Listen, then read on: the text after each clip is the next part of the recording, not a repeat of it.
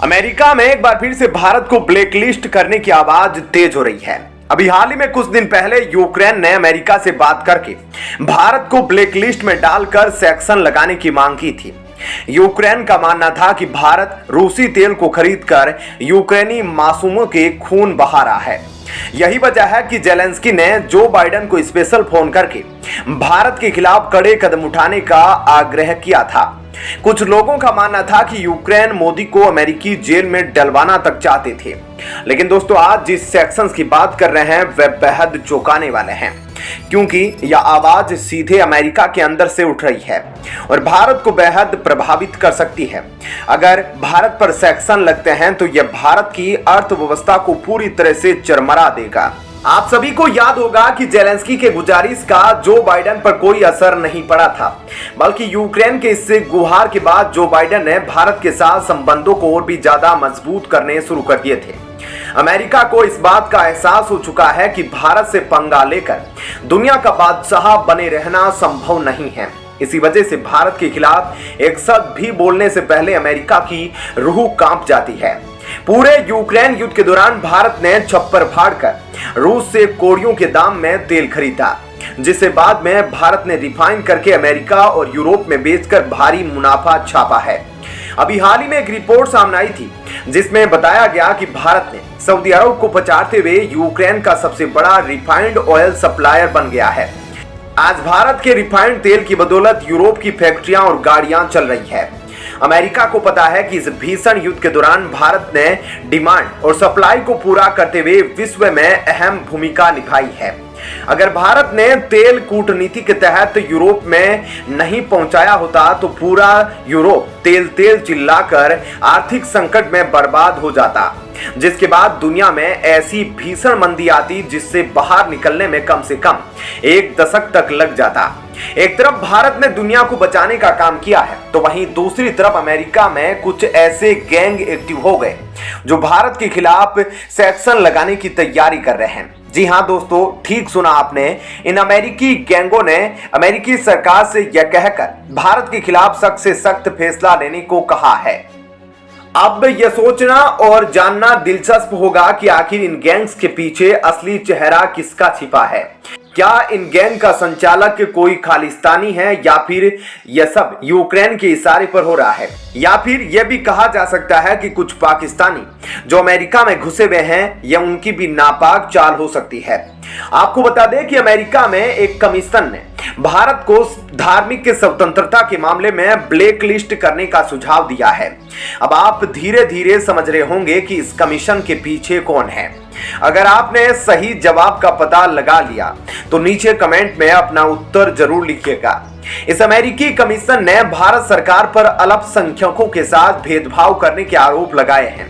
Commission ने खुले तौर पर मोदी को भला बुरा कहा है, जिसे सुनकर पूरा भारत हैरान रह जाएगा। अमेरिका के इंटरनेशनल रिलीजियस फ्रीडम ने लगातार चौथी साल ऐसा करने का सुझाव दिया है। जी हां दोस्तों, यह कोई पहली बार नहीं है जब इस कमीशन ने भारत के ऊपर कीचड़ उछालने का काम किया हो।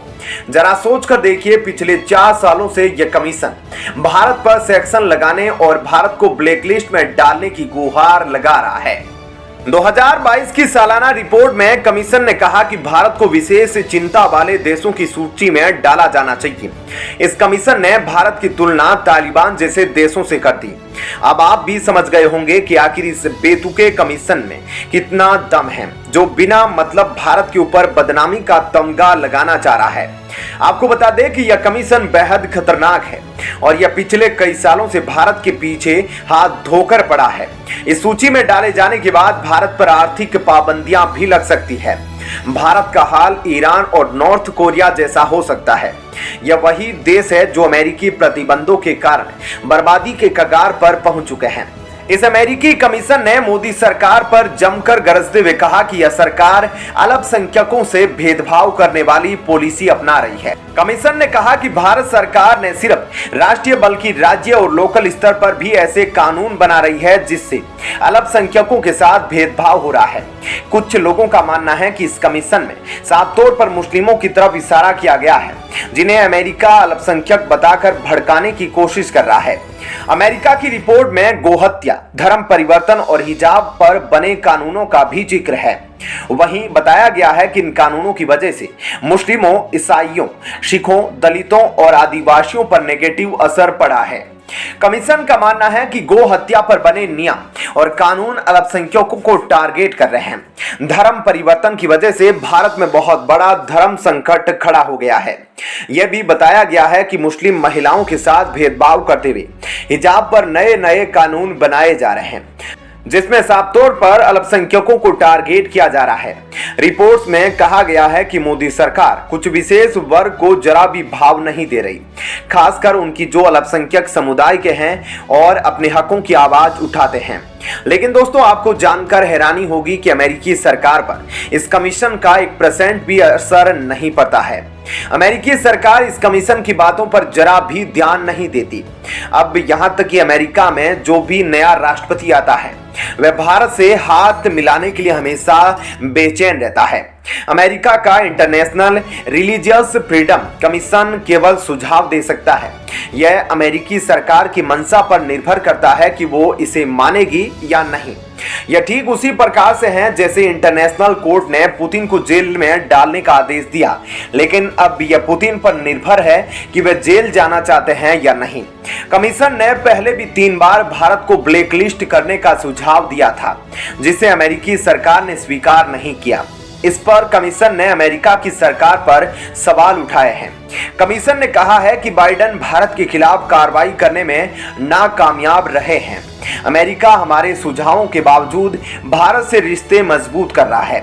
अमेरिका को पता है कि अगर वह भारत के खिलाफ एक शब्द भी बोलेगा तो भारत, चीन और रूस मिलकर दुनिया का सबसे शक्तिशाली गुट बना लेंगे, जिसका तोड़ ना तो अमेरिका के पास होगा, ना यूरोप के पास और ना ही यूएन के पास।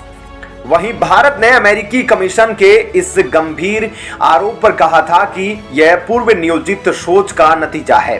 अमेरिकी आयोग ने पिछले साल जून में भी भारत को इस सूची में रखने का सुझाव दिया था।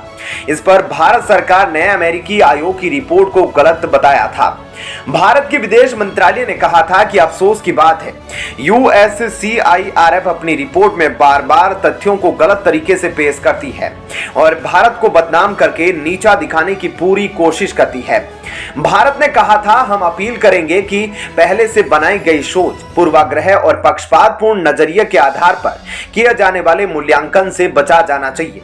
अमेरिकी कमीशन को सोचना चाहिए कि अब भारत बदल चुका है, जो अमेरिका से भी आगे कई मामलों में निकल चुका है।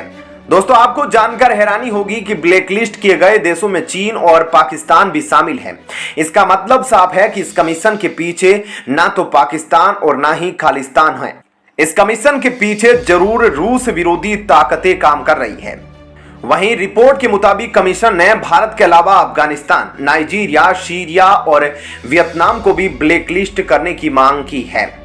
वहीं आपको बता दें कि पाकिस्तान, चीन और सऊदी समेत 8 और देश इस सूची में शामिल हैं, जिनमें Myanmar, Cuba, Eritrea, Iran, Nicaragua, north Korea, Tajikistan, Turkmenistan शामिल है। ऐसे में इस कमीशन की रिपोर्ट पर आप क्या कहना चाहते हैं, कमेंट सेक्शन में जरूर बताएं। साथ ही वीडियो को लाइक शेयर जरूर कीजिएगा। धन्यवाद। जय हिंद।